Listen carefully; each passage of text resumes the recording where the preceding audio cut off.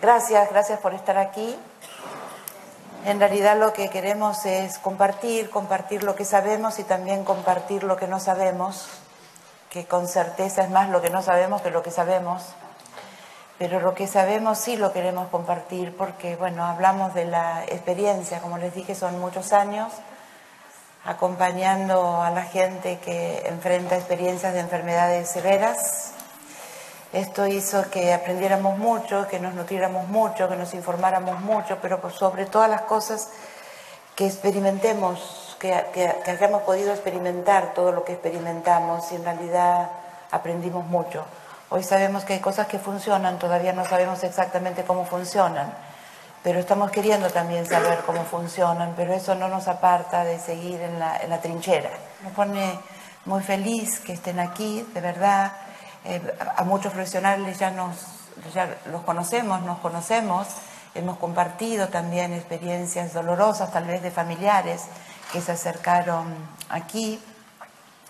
Y lo que necesitamos es seguir expandiendo este conocimiento, ¿no? Nosotros sabemos que cuando la persona participa en su proceso de recuperación, como mínimo mejora la calidad de vida. Si mejora la calidad de vida, tampoco dudamos de que modifica su sobrevivencia.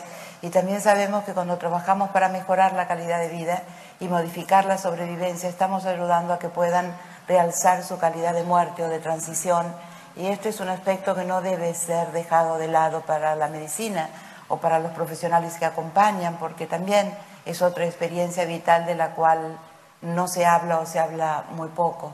Y yo creo que el tema de la transición y el acompañamiento no tiene que pertenecer a ciertos sectores, sino que lo tenemos que incorporar en la práctica diaria de cada uno de nosotros. Creo que mañana en el final vamos a hablar un poquito más sobre este tema y creo que cuando hablamos con los profesionales de la salud sobre el tema de la muerte o la transición deberíamos dividir esta área en tres aspectos: la muerte propia, la muerte de nuestros seres queridos y qué pasa con la transición o la muerte de las personas a las cuales acompañamos, ¿no? Pero quiero compartir con ustedes una imagen que yo he traído de la Universidad de Harvard.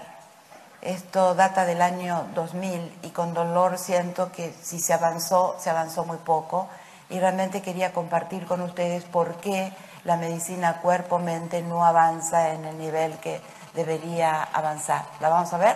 Barreras para la integración de la medicina cuerpo-mente. Percepciones de los médicos, residentes y estudiantes de medicina. Falta de conocimientos de base de pruebas. Atención inadecuada que da al área de cuerpo-mente en la capacitación.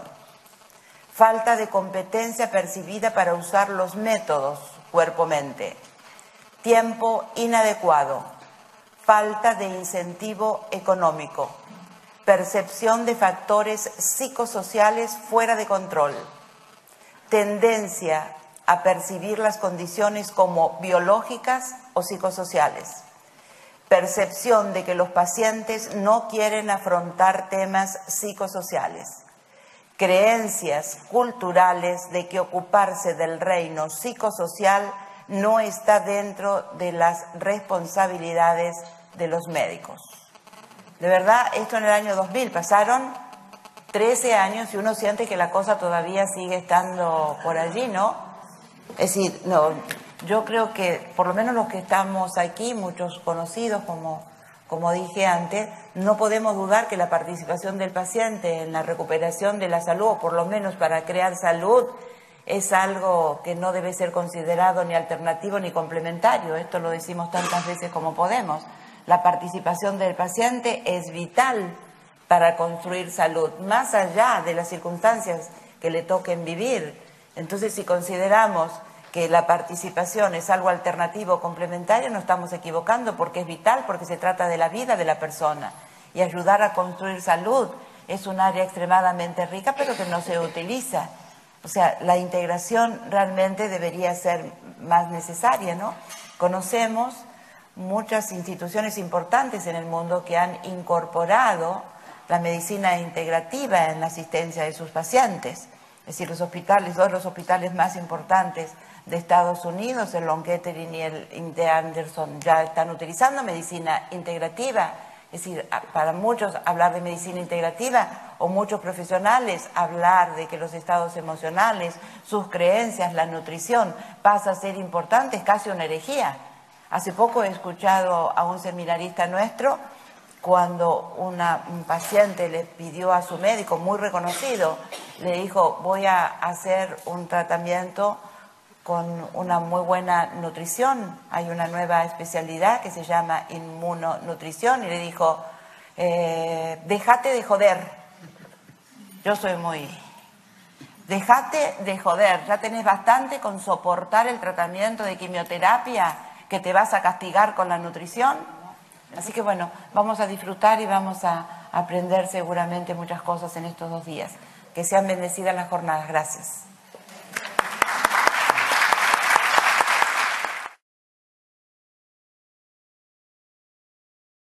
Yo le doy las bienvenidas a los que vienen por primera vez a las jornadas y les agradezco que vuelvan a los que estuvieron en la primera jornada. A propósito de la primera jornada, yo recuerdo que estaba sentadito ahí muy feliz y contento y no tenía más responsabilidad que esa, pero este año me han hecho trabajar. Y bueno, acepté con gusto. En realidad, la próxima vez yo quisiera que me presenten como el hombre que vino acá lleno de escepticismo a acompañar a Cecilia y nunca más se fue. Y eso es el cariño que siento por esta fundación. La introducción al curso de psiquiatría, pero lo traje porque tiene una visión más o menos integral de lo que es la enfermedad, que se la refrescamos a los estudiantes en ese momento, porque nunca la terminan de aprender. Los médicos nunca saben lo que es una enfermedad y nunca saben lo que es un paciente. Hay que explicarles. Los médicos pueden traer alguna complicación. Las más comunes son 2. Uno lo describió Balin y se llamaba la complicidad en el anonimato. Entonces uno dice, doctor, ¿le parece que puedo comer salchichas? Mire, pregúnteselo al gastroenterólogo, porque yo soy neumonólogo. Ah, bueno, entonces va otro, y así sucesivamente. Y van sacando la responsabilidad, sobre todo cuando hay que tomar decisiones de si opera o no se opera. O sea, el terminar con un grado de irresponsabilidad compartida es uno de los peligros que hay con los equipos médicos. Se resuelve con la reunión mínima. Nosotros a los estudiantes les estamos enseñando un poco el Philip 6-6, que es un método de que en 6 minutos 6 personas discuten un problema, y eso es muy importante. Y el otro efecto importante es el llamado efecto Stanton y Schwartz. Se describió en las instituciones psiquiátricas y consiste en el empeoramiento del enfermo cuando hay desacuerdos entre los profesionales. Bueno, había mucho para mostrar, pero me parece que mejor abrir un poco más. Bueno. Muchas gracias, doctor Bozo. Y ahora le pedimos al doctor Martínez. Voy a hablar un poquito de la relación que puede existir entre el estrés y las patologías cardiológicas. En realidad, yo soy el médico cardiólogo, hago electrofisiología cardíaca, una súper especialidad dentro de la cardiología, pero siempre me interesó la parte, digamos, de la medicina que es complementaria, integrativa. Por eso también voy a hablar 2 palabritas de medicina ayurveda y tibetana. Engel analizó 160 casos de muerte súbita que tenían que ver con momentos trascendentes de la vida, separaciones, duelos por pérdidas de familiares, etc. O sea que siempre esto de la angustia emocional, de la depresión, a veces tenía que ver con problemas cardiológicos. Y eran generalmente debidos a una tormenta autonómica generalizada, tanto del sistema simpático como del parasimpático. Se dice que toda desconexión del cerebro con el corazón genera un daño neurocardíaco. Por ejemplo, los trasplantados de corazón, los pacientes que tienen neuropatía por diabetes, todo eso puede llegar a generar un daño neurocardíaco. Entonces, ¿cómo actuarían las emociones en los síncopes?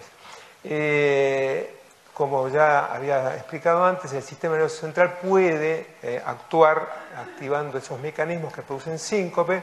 Estos estímulos actúan sobre las estructuras neocorticales y límbicas, que a su vez actúan a través de receptores amigdalinos en el hipotálamo, y los centros superiores, que son parte del arco reflejo, están a menudo involucrados. Entonces, ¿cuáles son los factores psicológicos que se asocian a estas pérdidas de conocimiento? Son trastornos del estado de ánimo, como decía el doctor Bozo anteriormente, el mobbing y todo eso puede llegar a generar predisposiciones a estas pérdidas de conocimiento, trastornos de la ansiedad, trastornos relacionados con sustancias tóxicas, estrés. Entonces, el síncope por estrés puede llegar a causar un deterioro similar a los pacientes con artritis reumatoidea severa y dolor lumbar crónico, que es una patología con mucho sufrimiento.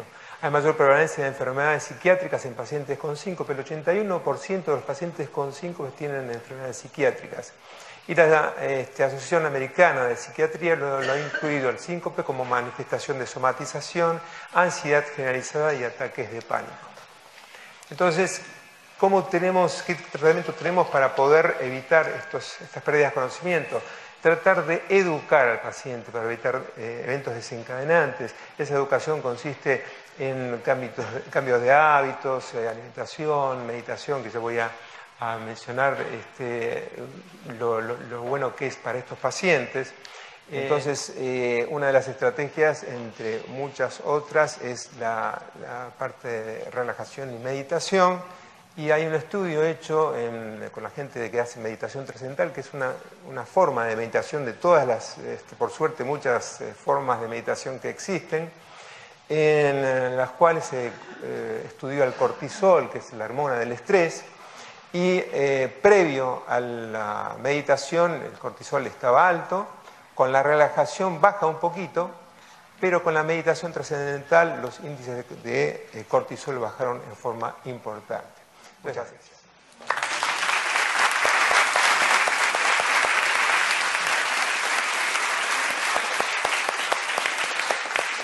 Ante todo, buenos días. Les agradezco este lugar bellísimo al día, la presencia de ustedes, la invitación de maestros como el doctor Bozo, el doctor Gallagher, el doctor Mani, colegas como el doctor Estepo, que me atendió cuando yo tuve una arritmia, cuando falleció mi papá. Así que me siento muy a gusto estar acá. Yo soy médico neurólogo, hice un poco de clínica médica con el doctor Gallagher, no aprendí mucho debido a que yo soy un mal alumno. Después hice neurología y después me dediqué mi pasión es la epilepsia. O sea, básicamente la idea era comentar que la epilepsia es una enfermedad, una afección sumamente común. Cerca del 1% de la población tiene epilepsia. 1% de la población es altísimo, que muchas veces están mal diagnosticados los pacientes con epilepsia, que siempre los pacientes tienen que ser evaluados por un médico cardiólogo, en lo posible especializado en arritmias. Todos mis pacientes con epilepsia han sido evaluados por los colegas cardiólogos, especialmente el doctor Estepo, y hay que ser cuidadosos cuando llega a la consulta un paciente con diagnóstico de epilepsia. Que el apoyo psicológico, psiquiátrico es fundamental, que todo este tipo de terapias como la que contaba José, ayurvédica, la alimentación, la buena nutrición, la cuestión sueño, descanso, es fundamental. O sea, es un clásico en la consulta del paciente con epilepsia que anda muy bien con 1 o 2 medicamentos, pero bueno, está bajo una situación de estrés o no durmió bien o lo que fuese y hace una convulsión. Creo que se aplica a todas las enfermedades, no es una excepción la epilepsia. Bueno, muchas gracias.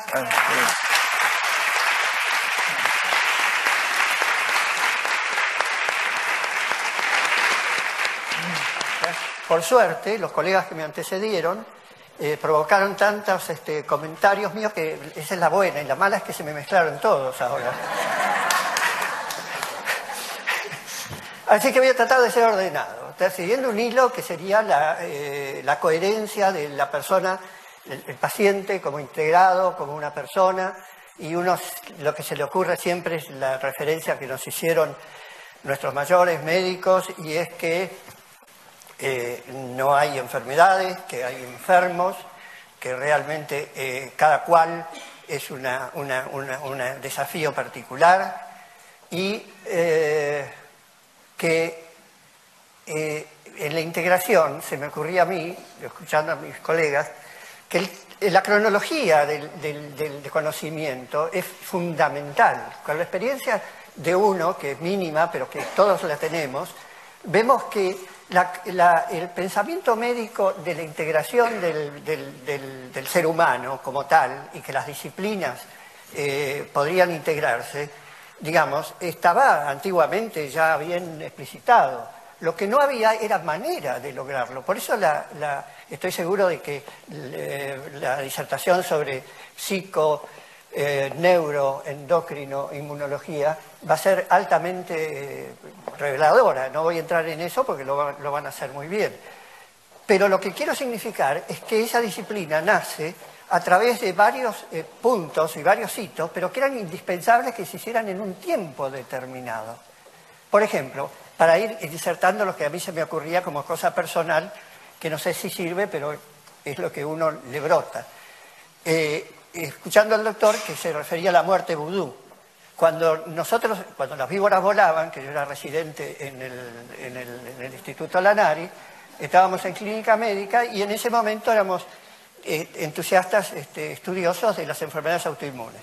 El lupus eritematoso sistémico, que en esa época realmente era una enfermedad no conocida como ahora y con un conocimiento bastante limitado. Estábamos en un lugar espléndido, un lugar de alta gama de conocimiento médico, y vienen dos pacientes jóvenes con lupus eritematoso. Una de ellas era clásica, le decíamos la chica mariposa por la eritema facial.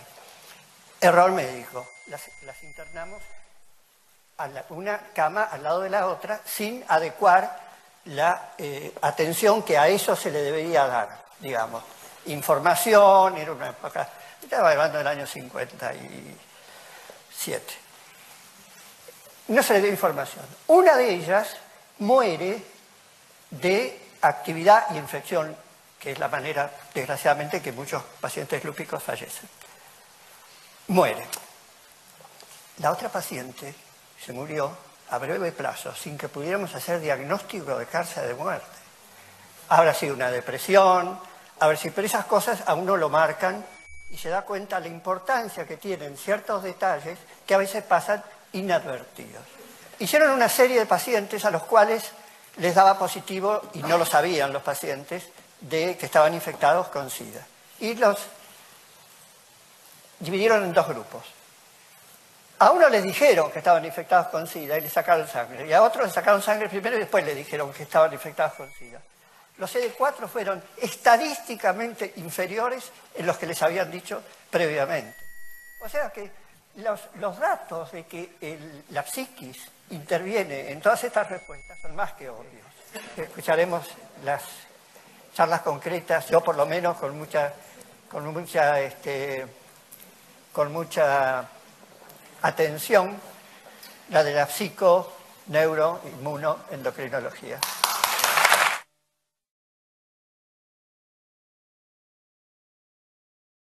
Yo soy Marcela Corín, no estaba ahí en la foto, pero estoy acá en vivo y en directo, así que me pueden ver. Los que están más lejos se pueden levantar porque mi estatura es complicada para que me vean de todos los lados. Yo soy médica pediatra, es más, era médica pediatra y ya a esta altura de mi vida, si me preguntan qué soy, no sé qué soy. Y por eso mismo la idea es poder trabajar las cosas que nos pasan en la cabeza, en el cuerpo, y esta es la idea de que tiene que ver con Teatro Foro. ¿Cómo están? ¿Bien? Bueno, me alegro. Muchísimas gracias por la invitación y estar acá. Como les decía Marcela, nosotros somos un grupo de teatro, nos llamamos Pura Praxis, y la forma que tenemos de trabajar es una metodología que se llama Teatro del Oprimido, Teatro de las Oprimidas, y es una metodología que se gestó en la década del 70 a través de Augusto Boal, que fue quien la sistematizó y la fue multiplicando, y hoy en día es una metodología que se utiliza en más de 80 países. Que disfruten la función. Muchas gracias.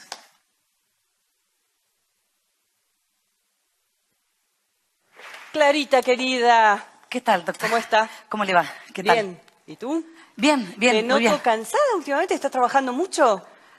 Bueno, trabajamos... Escucho por ahí de firmas, proyectos que se están... No sé, ¿querías contarme algo? Sí, justamente, pero tenemos, como tenemos una entrevista la semana que viene... Contame tenemos una ahora, que reunión. aprovecha que tengo 5 minutos. Bueno, mira, justamente el proyecto que queremos llevar a cabo con otros colegas es, además de la medicina tradicional, poder hacer una integración con medicinas integrativas. ¿Integrativas? Complementarias. Complementarias. Ajá. ¿Qué quiere decir eso? Bueno, mire, básicamente, en principio, poder continuar con los payamédicos. Los payamédicos, Claro, o sea, acá sí. está. Sí, justamente que sabe que tanto en niños como en adultos funciona muy Funciona bien, muy el bien. juego, Funciona la risa, muy bien, me encanta. desestructurar, ¿sí? Bueno, también queremos incorporar Reiki. El Reiki. Sí. El Reiki, que todo el mundo habla de Reiki últimamente y yo Claro. no sé qué es. ¿Qué es el Bueno, Reiki? el Reiki es un paso de energía a través de las manos. Ah. O sea, poder darle, así el paciente puede transformar su energía y empezar a sanar. Es una autorregulación del y cuerpo. sana al paciente a través de la energía de las manos. Claro, sí, por supuesto. Es algo más. ¿Y tenemos datos estadísticos de esto? Tenemos algunos datos. funciona. Bueno, igualmente sabe que... ¿Este es el proyecto? Sí, este es el proyecto. Mira vos, mira Sí. vos, mira vos. Sí, bueno, usted sabe que en las universidades de Estados Unidos... No, hay Estados Unidos, sí, no, acá. Necesitamos datos estadísticos acá, en la Argentina. No estamos en Estados Unidos, bueno, Clarita. Clarita. Sí, doctora, sí. Justamente estamos...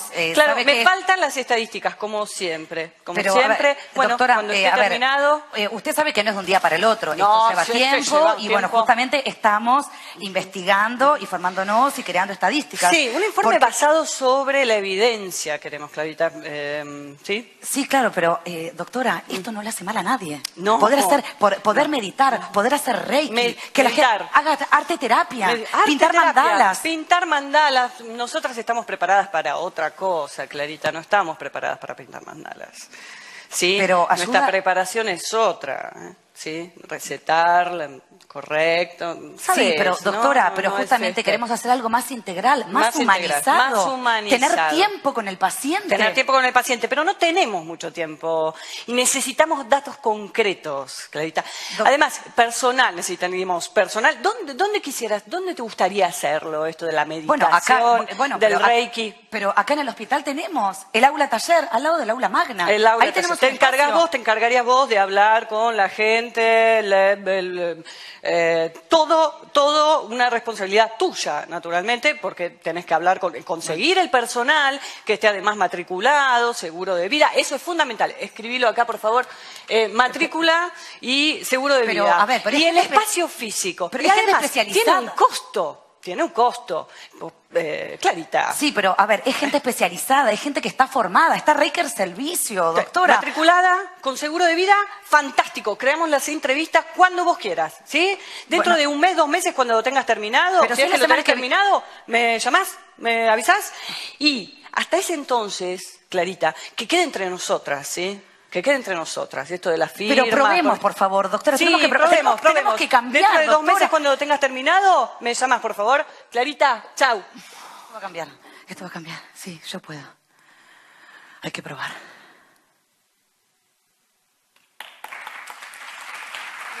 El Teatro Foro se trata de esto. Es plantear una pregunta que no tiene respuesta, realmente nosotros no sabemos cuál es la respuesta y venimos a explorar soluciones alternativas o posibilidades de cambio acá con ustedes. ¿Sí? Para nosotros es un aprendizaje cada función que hacemos y cada intervención también. Así que por eso nosotras les queremos dar a ustedes un fuerte aplauso por todas sus intervenciones.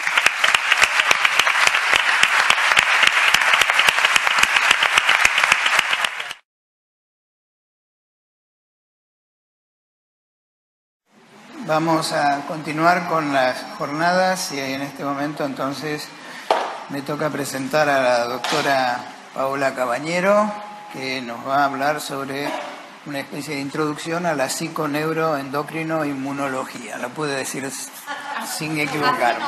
Doctora, la escuchamos.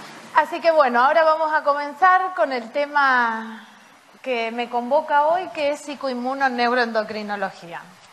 Vamos a dividir el tema en 3 partes, lo que es el sistema, una breve reseña no de la inmunidad, sino del sistema inmune, del sistema neuroinmune, cómo fue evolucionando esto para llegar a la psicoinmunoneuroendocrinología.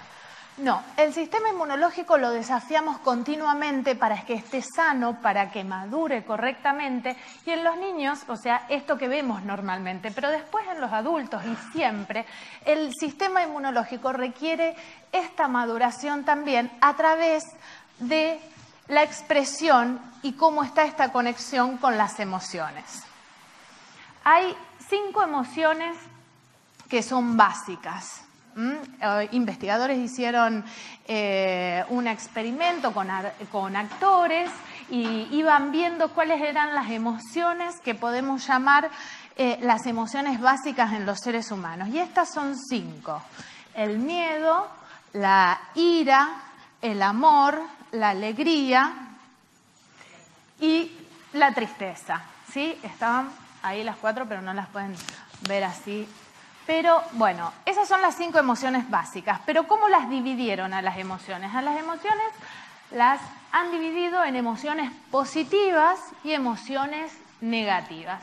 ¿Y por qué son positivas? Porque tienen relación y elevan el sistema inmunológico. Y las negativas son las que deprimen el sistema inmunológico. Es decir, entonces, que una experiencia innovadora, enriquecedora, que yo pueda sentir estas emociones positivas, vamos a llamarlas así a grandes rasgos, pone en funcionamiento la transcripción génica y el sistema inmunológico dice quiero vivir. Y ahora nos introducimos posteriormente de todos los avances en inmunología, en la década del 50 y en la década del 60 se empezó a investigar el tema de neuroinmunología. Que cuando la respuesta de estrés es mantenida por tiempo prolongado por estímulos crónicos, puede provocar daños irreversibles, principalmente en el sistema inmunológico. Esto va a tener consecuencias conductuales en la persona. Neuropéptidos, citoquinas, comparten receptores. Esto demuestra a nivel molecular que los procesos neurosensoriales y de conciencia actúan sobre el sistema inmunológico. Y ahora nos introducimos en la palabra larga, psicoinmunoneuroendocrinología. ¿Y cómo surgió? Con el padre de la psicoinmunoneuroendocrinología, que es el doctor Robert Eider, el cual tuve el placer de conocerlo cuando la fundación lo trajo en el año 1999. Era chiquita, pero ya estaba ahí. Y bueno, ¿qué aportó el doctor Robert Eider? Él, por un descubrimiento accidental, él estaba investigando otra cosa, él es psiquiatra, y estaba investigando cómo inhibir el efecto adverso que produce la ciclofosfamida, que es un inmunosupresor, cómo inhibir las náuseas que produce por medio de darle gotitas con sacarina. Y él descubrió, en forma accidental, porque no era esto lo que estaba buscando, que el sistema inmunológico podía condicionarse. ¿Y por qué? Porque él empezó a darles a las ratitas el agua con sacarina sola y vio que producía el mismo efecto que producía la ciclofosfamida, es decir, el sistema inmunológico se deprimía. ¿De qué nos habla? De 4 sistemas: sistema endocrino, psíquico, sistema inmunológico y nervioso, actuando los 4 en forma conjunta. Entonces, como conclusión, creo yo que la psicoinmunoneuroendocrinología nos invita a promover salud, nos permite fortalecer los conocimientos, aptitudes y actitudes de las personas para participar responsablemente en el cuidado de su salud. Muchas gracias. Vamos a presentar entonces al doctor Gabriel Lorenzo, que nos va a dar la última charla del día, que se refiere a estrés e inmunidad. Bueno, Dentro de la clasificación de estrés tenemos estrés positivo, que es el estrés de la vida cotidiana. Hoy vimos en el teatro una situación que se le planteaba a Clarita, la doctora, que quería formular un cambio en el sistema y le generaba un estrés lo cotidiano, pero tenía un estrés positivo porque estaba buscando la forma de solucionarlo. El estrés negativo es el que generaba la jefa, la opresora. Siguiente. Estrés agudo o estrés crónico. El estrés agudo es el que más conocemos, creo que todos hemos sentido miedo, y el más difícil de trabajar es el estrés crónico, que es el que generalmente nos mata. El problema es con el disestrés, que se produce en forma constante y repetitiva, no llega a recuperarse y afecta a la salud en general. O sea, se produce un estado cíclico y muy seguido de exponerme al estímulo de estrés. Entonces, no llego a la fase de recuperación y ya se está produciendo otro estímulo estresante, y así sucesivamente. Eso afecta a la homeostasis del organismo y lo saca de los patrones normales que tiene el organismo de respuesta. Bueno, Paola había mencionado a Selye, que es el padre del estrés, y desarrolló el nexo entre estrés crónico y el desgaste excesivo del cuerpo. ¿Cómo puede ser que un pensamiento me desgaste el cuerpo? O sea, algo que no tiene estructura pueda afectarme la estructura. Esto es el estrés crónico, tienen consecuencias negativas para la función neural normal. Esto se llama carga alostática. Y esto es que el estrés crónico, lo que decíamos, cómo se afecta el hardware por el software, entonces el costo que el cuerpo y el cerebro paga hacia la continua producción de esos neuroquímicos. Algo similar a lo que hablábamos con Graciela, entre la producción de hormonas, la afectación de los receptores y el daño celular, porque produce daño celular el estrés crónico, no solamente en el corazón, no solamente en el aparato digestivo, sino también en el cerebro propio, y lo va afectando, lo va envejeciendo, lo va endureciendo, y bueno, todos sabemos en qué termina. Eso es todo, y este es el hombre que me está quitando el sueño, que pronto vendrá a quitarme más el sueño.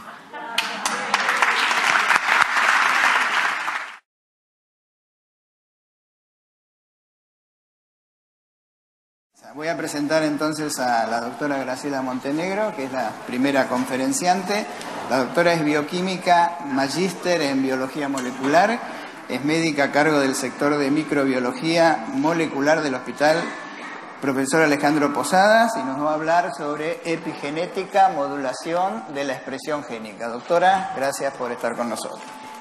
La mente, además, puede utilizar al cerebro, mente, energía. Qué bien. Puede utilizar el cerebro para generar los neuropéptidos, que son llamados moléculas de emoción. Esto lo descubrió la doctora Candice Pert. Ella vio que nosotros, en el tejido nervioso, especialmente en las neuronas, teníamos esos receptores para los opioides. Y si teníamos esos receptores en nuestras células, es porque el organismo los fabricaba. Y si existen los receptores en la superficie celular, están para algo. Son antenas que reciben mensajes. Y quiero decirles que son antenas que reciben mensajes moleculares, pero también vibracionales o energéticos, porque la célula es sensible también a distintas frecuencias de energía. ¿Y a qué se denomina genoma celular? Es el conjunto de genes que se encuentran en el DNA y que van a definir a un individuo. El genoma humano tiene entre 25.000 y 30.000 genes. Hay genes que se expresan en todos los tejidos y hay otros que se expresan solo en tejido específico. ¿Qué es lo que hace que no todos los genes se expresen en todos los tejidos? Hay algo que se llama epigenética. Y esto es un gen, es una porción de ADN que tiene una información.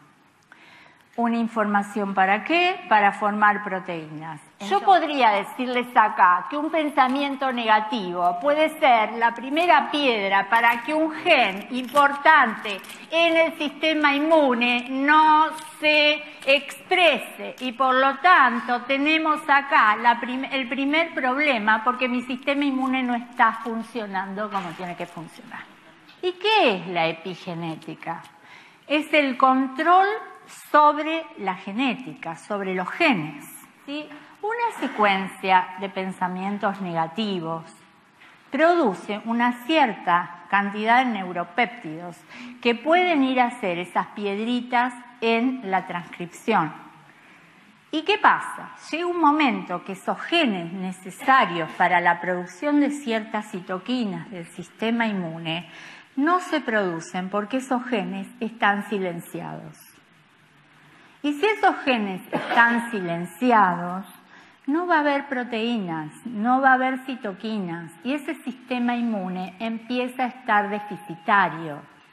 Ayer leí una cosita de la naturaleza que me enamoró, Fíjense que las abejas nacen de unas larvitas. Las que son alimentadas con la jalea real viven 2 años y las otras mueren a los meses. ¿Qué fue lo que cambió ahí si las larvitas eran iguales? La alimentación. Entonces, ¿eso no es regulación epigenética? Claro que sí.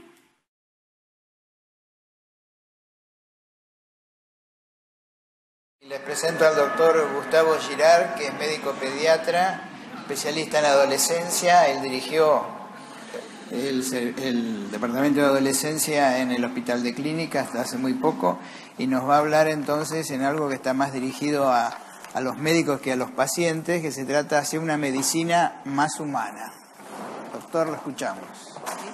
Lo que se está buscando mucho desde hace mucho tiempo, con muy poco éxito tal vez, es cambiar el discurso del paradigma médico hegemónico, ¿no es cierto?, donde todo el poder está en manos del médico. Hoy hablamos de equipos de salud. Entonces, cuando hablamos de cambios en la medicina, de buscar humanizar la medicina, es todo, desde el recepcionista hasta el que levanta la historia clínica, ni qué decir una enfermera, todos tienen una función. Y eso es la importancia de trabajar en un proceso complejo que involucra a lo humano. Hay que trabajar juntos.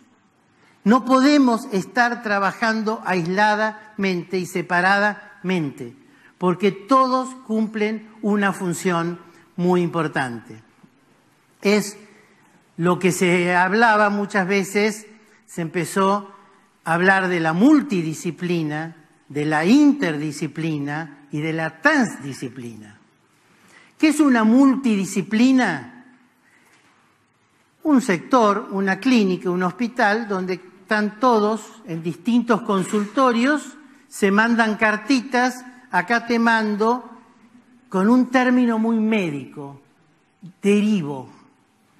Mandamos la gente a la deriva, como el barco que va a derivar en la mitad del Océano Pacífico a la deriva, sin vela y sin timón. ¿Cómo puede ser? Esa es la multidisciplina. Creo que fue el doctor Bosso que habló de Florencio Escardó, internación conjunta madre-niño.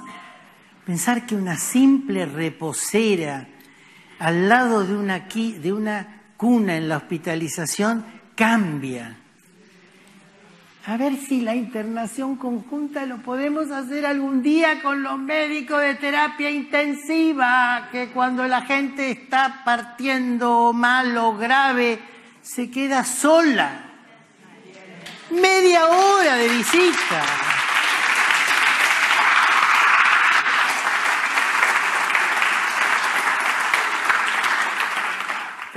Entonces, ¿cómo llegar, y ya terminando, cómo llegar a ejercer y brindar una medicina más humana? Ahí. Darse cuenta de la integridad. Tomar conciencia de que somos una unidad. Reconocer las limitaciones de la medicina en general y de las propias. Saber interconsultar tanto por la enfermedad como por el paciente. Puede parecer lo mismo, no es lo mismo. Saber dar un paso al costado. Actitud ante el dolor, el sufrimiento y la muerte.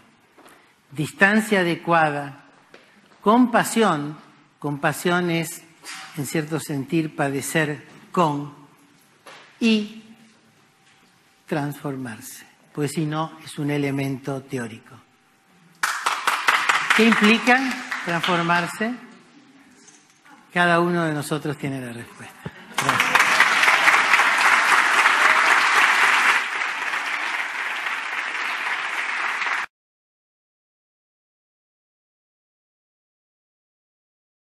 Sin más preámbulos, la doctora Balón. Doctora.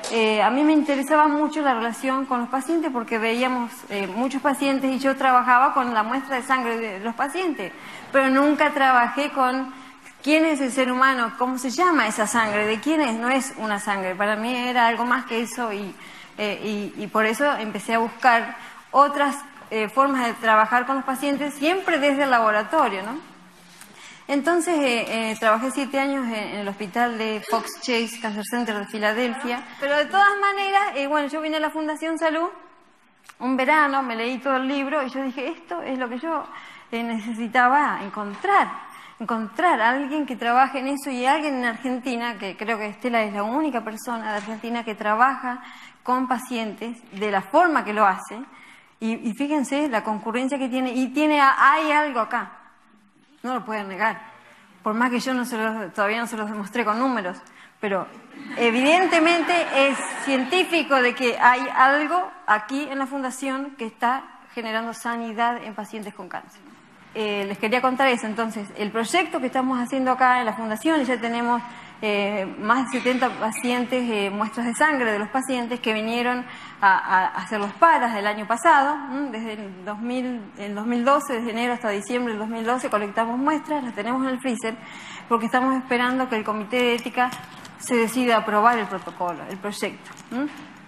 Pero de todas maneras, ese proyecto vamos a hacer entonces microarrays para determinar cuáles son los genes que se modifican cuando la persona cumple el plan de salud, ¿no es cierto? Como digamos, es de la condición sine qua non, que si no cumple el plan de salud, entonces no podemos considerarlo dentro del grupo y que luego tiene una mejoría en su calidad de vida y vamos a ver qué genes se modifican, genes del sistema inmune. Bueno, el método que usamos es un método no experimental porque para medir calidad de vida no necesitas tomar muestras de sangre. Es descriptivo, solamente se le entrega al paciente un cuestionario. En realidad nosotros le entregamos 12 cuestionarios porque eran por 3 meses, es uno por semana durante 3 meses, el tiempo que duraba el programa PARA. Y estudiamos 77 sujetos con diagnóstico de patología oncológica. Para la selección de muestras se toma como criterio entonces pacientes con cáncer en cualquier estadio de esa enfermedad, ahora se los voy a mostrar un poquito más, y que participen del programa PARA de la Fundación Salud. Bueno, la pregunta es esta, ¿qué es el programa PARA? ¿No es cierto? ¿Ustedes no se lo preguntan? Lo que va a hacer el PARA es atender las necesidades insatisfechas hasta este momento por la medicina y por el paciente. Lo que nosotros tenemos que lograr es activar un potencial que ha estado ahí en estado latente y que puede marcar una diferencia. O sea, lo que generamos es un tsunami bioquímico, un contraataque biológico, donde ahora van a actuar otros mecanismos que hasta ahora no actuaron y son todos mecanismos que nosotros tenemos la certeza absoluta que van a aumentar la capacidad de respuesta de nuestro sistema inmune. Justamente la investigación tiende a ver qué pasa con eso. pero sí entendimos que si hay casos que son increíbles, porque de eso sí yo puedo dar fe, que ninguno se murió dentro de una estadística, de eso sí yo puedo dar fe, ¿por qué no trabajar un poco más para ver si este tipo de trabajo, que es un trabajo único, aunque haga cosas que muchos otros pueden llegar a conocer, pero es único porque no deja de atender absolutamente nada? Hace poco yo expliqué que una cosa es la torta hecha con todos los ingredientes y otra cosa es comer algunos ingredientes separados de esa torta. Entonces la torta es la torta. ¿Qué es lo que yo tengo que hacer desde lo físico, desde lo emocional, desde lo cognitivo, desde lo vincular, desde lo energético, espiritual dije también? Sí. Desde la espiritualidad, o sea, todo lo que hace a la condición humana. Lo que quiere la Fundación ahora es obtener una evidencia científica de estos casos, porque hoy muchísimos médicos mandan a sus pacientes. Esto no ocurría antes. Pero muchísimos ya mandan a sus pacientes y muchos me dicen, yo no necesito ninguna evidencia porque yo lo veo en mis pacientes, pero en realidad necesitamos que esto se expanda mucho más para que esto sea incorporado, no como un tratamiento complementario o alternativo, cosa que yo rechazo desde siempre, porque lo que hacemos nosotros es ayudar a sostener la vida, y sostener la vida no es algo alternativo ni complementario. Es decir, ¿qué tenemos que esperar para decir, señores, esto funciona y esto es serio? ¿Que alguien levanten el dedo así? Yo no sé si lo voy a encontrar cuando levanten ese dedo, pero mientras tanto, por lo menos con humildad y con respeto, decir, esto está funcionando, que fue un poco la pregunta a la directora y la pregunta también a los profesionales. O sea, nosotros estamos seguros de que esto funciona, porque acá hay dos temas. O esta información a nosotros nos sirve para nosotros, que siempre nos va a servir, pero también nos tiene que servir para poder ayudar. Ahora, si nosotros esto no lo experimentamos, ¿podemos ayudar? ¿Yo puedo recomendar lo que yo no conozco? Quiere decir que cuando estamos trabajando en un proceso de transformación, ese proceso de transformación no tiene límites y se va a extender. ¿Es así o no? Pero de esto se trata. Primero lo primero, si no nos transformamos nosotros, no vamos a poder ayudar a llevar esto a ningún otro lugar. Entonces, yo no voy a recomendar esto si yo no sé exactamente qué es y cómo me cambió mi vida.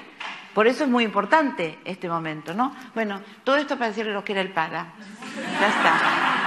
Bueno, la selección de pacientes, fíjense, tenemos 77 pacientes, de los cuales 31 pacientes no cumplieron con el plan de salud. Entonces, por determinadas causas, ya les digo, por el problema físico, no porque no querían, sino porque había demasiado participación de la enfermedad.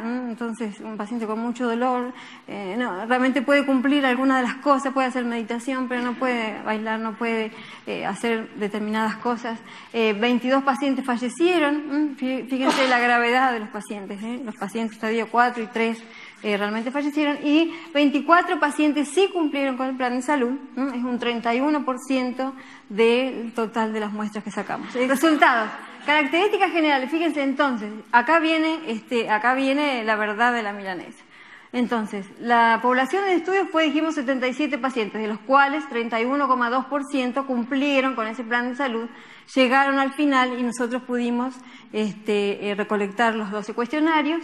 La edad promedio fue de 52,37 años, eran pacientes jóvenes. Tenemos muchos pacientes con edades de 36, 37, 40 años. El género fenomenante fue, como siempre, femenino, 79% de mujeres con respecto a 20% de hombres. El área de síntomas, esto es muy interesante. Yo pensé que esto no iba a dar como dio, porque quizás a veces cuando uno considera, bueno, el paciente que ya está con quimioterapia tiene muchísimos síntomas, aparte del dolor de todo lo que ya viene, más la quimio, con los síntomas digestivos, que se le cae el pelo, las uñas, es terrible. Pero bueno, pero fíjense, mira la próxima, vaya a la próxima. El promedio de área de síntomas, esto es el promedio. Fíjense que estos resultados tenían tendencia a disminuir, ¿se acuerdan que les dije? Tendencia a disminuir, con la óptima era 23. ¿Y la próxima? Entonces, ¿cómo dio el área de síntomas? Dio significativo, con una disminución, con un P menor de 0.005 entre la 1 y la semana 12. Estas son las conclusiones. Entonces, en este estudio observamos que, en general, el proceso evolutivo de la patología oncológica en el programa PARA ha contribuido a mejorar la calidad de vida de pacientes estudiados luego de 12 semanas de tratamiento. Observamos que el PARA mejora la calidad de vida tanto en hombres como en mujeres a las 12 semanas. La próxima. Observamos además entonces que el programa PARA mejora la calidad de vida de pacientes con cáncer de mama, con cáncer de pulmón y con cáncer de colon a las 12 semanas. Sin embargo, por ahí la diferencia no fue significativa porque en cáncer renal y cáncer de páncreas teníamos muy poquitos pacientes. La próxima.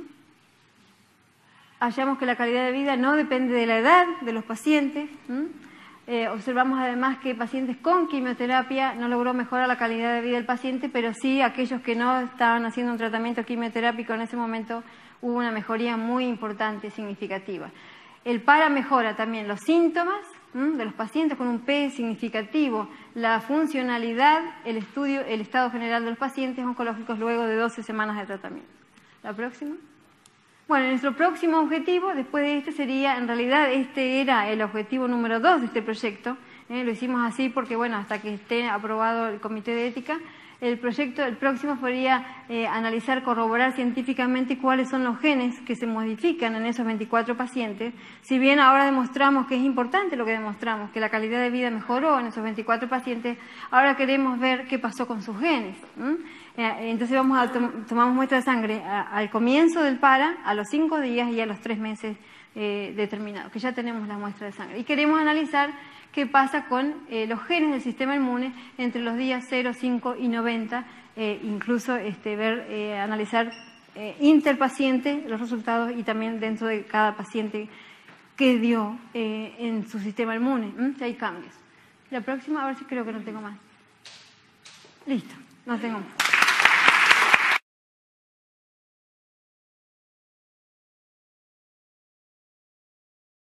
¿Qué pasa cuando hay una alimentación insuficiente? Hay déficit de micronutrientes.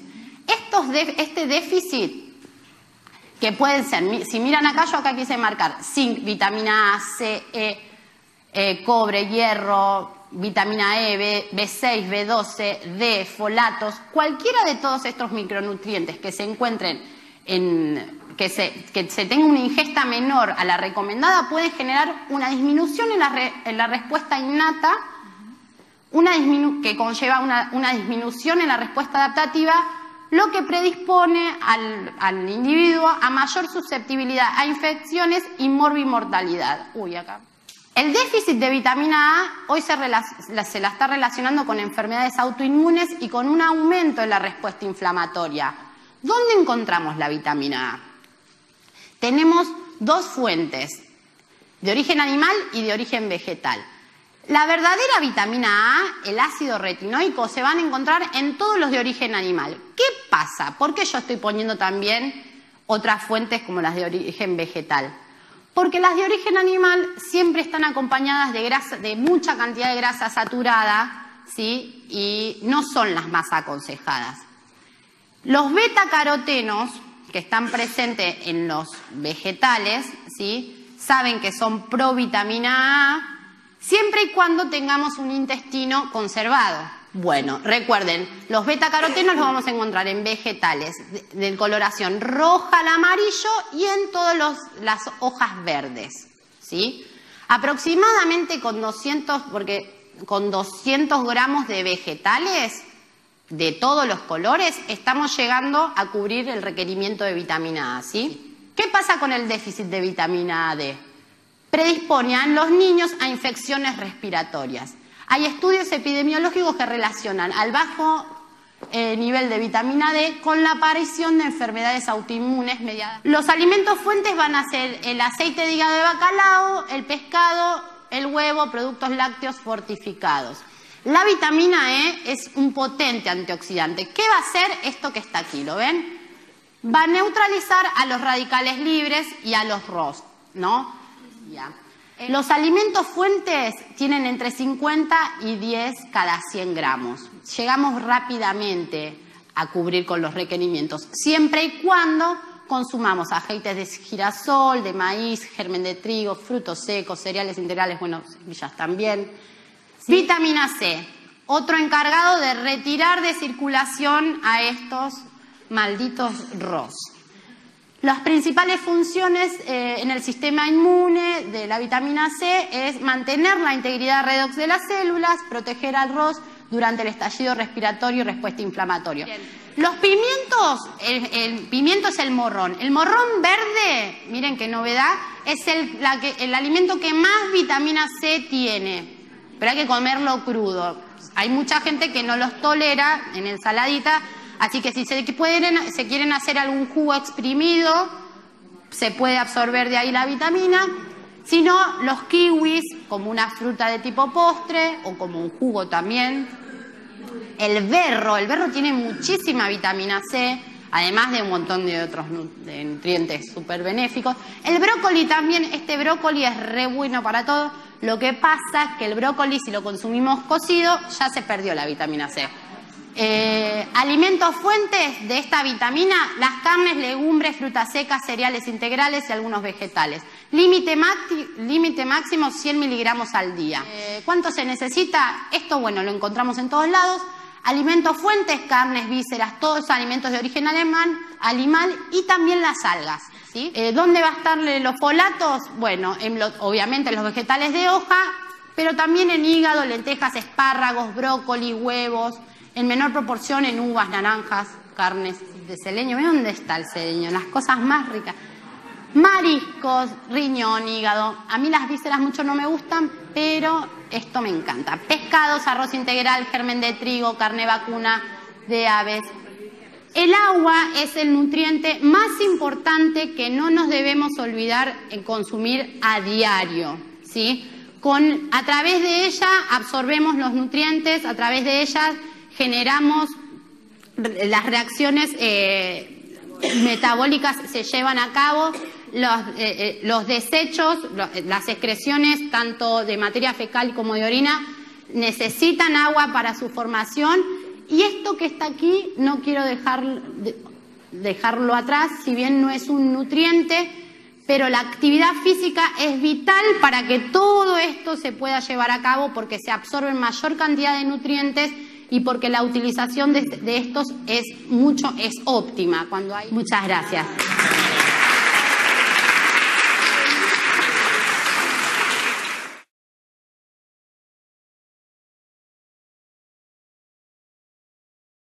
La licenciada Estela Maris Maruso es tanatóloga, directora de la Fundación Salud, y ha trabajado durante muchos años en investigar, digamos, cómo mejorar la calidad de vida de los pacientes con distintas patologías.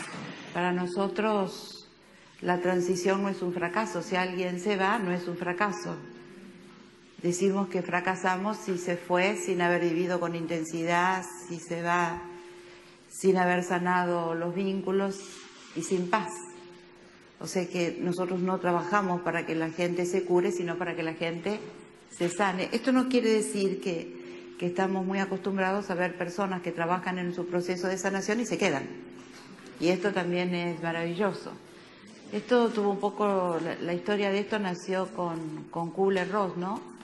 Que ella decía esto, que muchas personas se sanaban, que para eso estaba el trabajo, específicamente del tanatólogo, cosa que está medio desvirtuado, lo que es un tanatólogo, ¿no?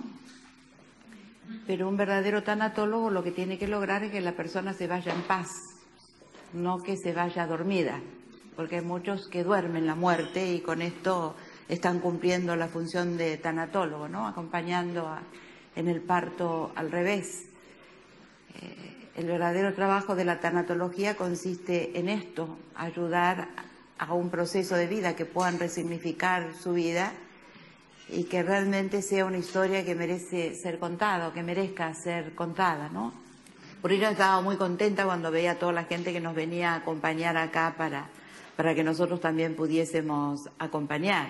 Pero ella lo tenía claro, ella decía que la gente, los que estaban con la salud muy comprometida, iban allí para prepararse para el bien partir y de pronto no se iban, se quedaban. Y ella dice, pero ¿qué pasa acá, no? Yo estoy hablando hace 40 años, no estoy hablando de ahora. Ahora es más fácil hablar de neuropéptidos y bueno, hay mucha más información, pero yo estoy hablando de hace 40 años cuando de esto no se hablaba. Y ella lo veía claro, dice, cuando las personas aprenden a amar Y cuando las personas sueltan todo el resentimiento, también con el primo hermano del remordimiento, de la culpa, parecía que esto era un prolongador de vida, ¿no? Pasó por ahí porque yo sé que Kubler-Ross hizo una revolución cuando en realidad fue capaz de poner a una enfermita que era considerada una enferma terminal para que los médicos la abordaran y no lo supieron hacer. O sea, el médico no sabe hablar desde aquí con la persona que está por partir, que este también es un área que es muy importante, que tal vez después sí podamos hablar un poco, ¿no? Entonces ella llamó a los medios, ¿conocen esta historia de ella? Ella llamó a los medios de prensa, con lo cual la muchacha era una muchacha joven que estaba muy bien preparada para partir y juntó a unos médicos del hospital para que dialogaran con ella y no podían dialogar, no le podían preguntar absolutamente nada. Lo que hizo es convocar a los medios de prensa, filmaron esto y ahí ella salió como que era necesario preparar a los médicos para acompañar porque realmente era algo muy delicado esto, ¿no? La muerte es lo difícil, morir no. La muerte es lo difícil, todo lo que uno imagina y todo, ¿no? Bueno, cuando hay mucho ego, obviamente que el miedo a la muerte existe. Yo digo que uno tiene un termómetro ahí. Si uno tiene miedo a la muerte es porque hay mucho ego, porque si desaparece el ego ya no existe la muerte. Yo quiero sacralizar la transición porque siento que es el momento más importante de nuestra vida. Es el momento más importante de nuestra vida. Y como ella dice, ¿no? La coherencia de toda una vida se manifiesta en ese momento, pero lo que no se aprendió en 40 años se puede aprender en un minuto. Entonces, había un médico que me decía a mí que es lo que sentía en que ellos estaban hábilmente preparados para darle muleta a los enfermos y morfina a los moribundos. Médico que ejercía la profesión y muy bien y ayudaba muy bien, pero que no existía esta aproximación, ¿no? Y sí quiero decirles lo que escucho. Lo que escucho es mucho enojo con la medicina, porque se sienten abandonados por la medicina, porque se sienten abandonadas por sus médicos. Hace poco una mujer me dijo, me violó y me dejó, porque la había logrado que aceptara un tratamiento, estaba preparada para partir, yo me había ido del lugar y ya estaba preparada, es como decir, bueno, listo, ya está. Vino el médico y le dijo que no, que había otro tratamiento para hacer. Y ella no quería, pero él le dijo que tal vez, y bueno, se hizo el tratamiento. A las 24 horas partió por la consecuencia de ese tratamiento, ¿no? En condiciones, bueno, que ni siquiera vale la pena contar. Entonces, cuando me enteré de esta situación, corrí y me dijo, no, está todo bien, quédate tranquila, todo está vigente. Lo único que me tenés que ayudar a sacar este resentimiento, porque me violó y me dejó, ni siquiera me vino a ver, ¿no? ¿Cómo puede ser que el médico sepa de qué se murió, pero no cómo lo hizo? Y muchos familiares tampoco sabemos cómo, porque también lo que queremos muchas veces es que la cosa se silencie, que esté todo bien, que no pase nada, y realmente es un momento que todavía tiene un significado increíble porque tiene que ver con la sanación y puede lograrse, insisto, en ese momento lo más importante que se puede hacer, que es que una persona cruce el umbral sin miedos, con sus vínculos sanos, y no necesita estar la otra persona para sanar un vínculo, lo sana solamente uno, y haber logrado esa paz interna. Yo sé que ese es el trabajo de toda una vida. Yo sé que ese es el trabajo de toda una vida, pero el que no lo logró en toda una vida lo puede lograr en el final. Entonces surgen dos cosas muy importantes en esos diálogos fuertes. Es decir, ¿qué es lo que pasó con la atención? El enojo a través de los tratamientos que no le resolvieron y que pusieron todo allí y ahora se sienten abandonados. Insisto, es el abandono, no es el fracaso del tratamiento, es el abandono de la persona que la habían puesto allí, que era la más importante. Y lo segundo, nunca es por lo que hicieron, sino realmente el otro tema tiene que ver por lo que no se animaron a vivir. Más importantes. Entonces, ahí viene mi cuestionamiento. Recibimos información, instrucción de un montón de cosas, menos de lo único que va a ocurrir.